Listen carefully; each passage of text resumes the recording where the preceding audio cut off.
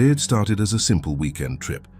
Daniel and Rena, a married couple in their early 30s, had just finished watching The Conjuring late at night.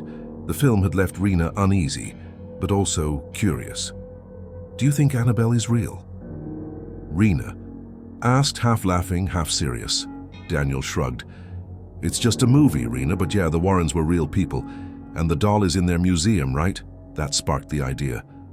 The next morning, they packed a small bag and made the 2-hour drive to Monroe, Connecticut, where the now-closed Warren Occult Museum was rumored to be located. Even though the museum was officially shut down to the public, they managed to contact someone, a caretaker, who agreed to give them a quick tour, strictly off the record. When they arrived, the air felt heavier than usual. The house that stored the museum was old, covered in ivy and shadow. Inside it smelled of dust, candle wax, and something else, something metallic and stale. The caretaker, a quiet man in his late 50s, led them through rooms filled with relics. Everything was behind glass or locked in cases. Crosses were nailed to every wall. Holy water sat on every shelf. The caretaker didn't speak much. Finally, they reached the most infamous part of the collection, a tall glass box with the sign, "Warning, positively do not open." Inside sat the real Annabelle, not the porcelain doll from the movie, but a worn, Raggedy Ann, faded and still. Its button eyes seemed to follow them. Rena looked at it for a long time, then smirked. "This is it," she whispered to Daniel. "It's not even scary." "Yeah," Daniel said, leaning in closer. "All that demonic possession stuff has to be exaggerated. Look at it, it's just a doll." The caretaker looked at them sharply. "Don't mock it," he said softly. "Whether you believe it or not, something is attached to it." They nodded politely, thanked the man, and headed back to their car. As the sun set and they began driving home, the conversation drifted away from the doll. They joked, played music, and drove down the long highway into the night. But around 9:30 p.m., in the middle of a quiet wooded stretch, the car began to stutter. "What the?" Daniel muttered. The engine light blinked, and the vehicle slowed to a stop. He stepped outside and checked the hood. Everything seemed fine, no overheating, no leaks. Then, without warning, the headlights flickered on. The car started. Daniel jumped, almost dropping the hood prop. "Rena, did you start the car?" "No, I thought you did," she shouted from inside. Daniel got back in, confused. "Maybe it's an electrical glitch." They continued driving, in silence for a moment. Then Rena froze. "Daniel," she whispered. "Don't freak out. But I think someone's in the back seat." Daniel looked in the rearview mirror. Nothing. He turned his head quickly. Empty. "No one's there, Rena." But her eyes didn't move. She stared straight ahead, her face pale. "I saw her. A little girl. Sitting back there. Smiling." Daniel's hands gripped the wheel tighter. "You're just tired. It's the movie getting in your head." Rena slowly turned to look behind. The seat was empty. But then Daniel glanced again in the mirror, and for a split second, there she was. A small girl with black hollow eyes, pale skin, a wide, unnatural grin, just sitting silently. Then she vanished. The car swerved. Daniel gasped, snapping back to the road just as they hit the shoulder. The tires screamed as he fought to regain control. They crashed into a tree.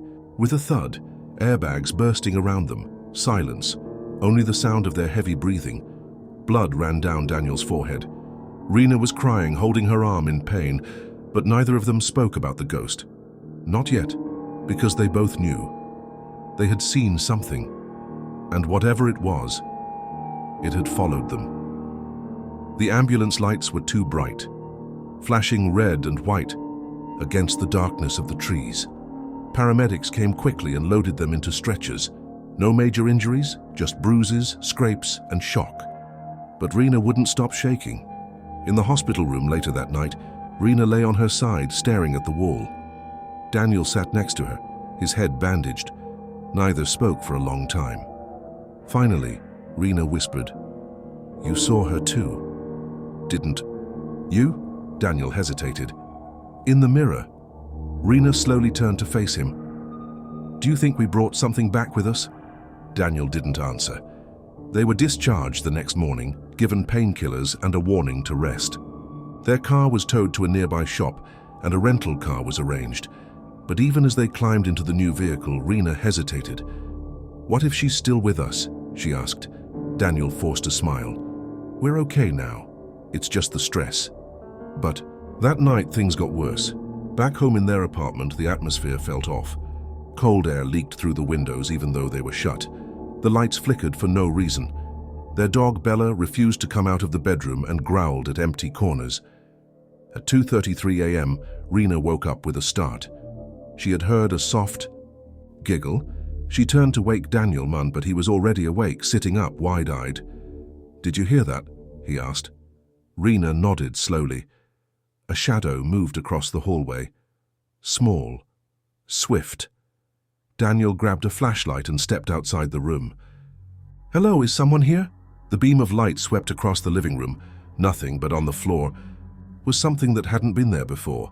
A doll, not Annabelle, but it looked eerily similar. Old-fashioned, raggedy, smiling. Daniel didn't touch it. He just stared. Behind him, Rena screamed. He turned around. The bedroom door had slammed. Shut.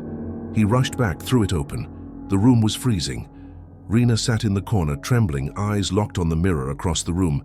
In the mirror, the little girl was standing behind her. But when Daniel turned to look, no one was there. That morning, they went back to the museum. The caretaker was waiting for them, as if he had expected their return.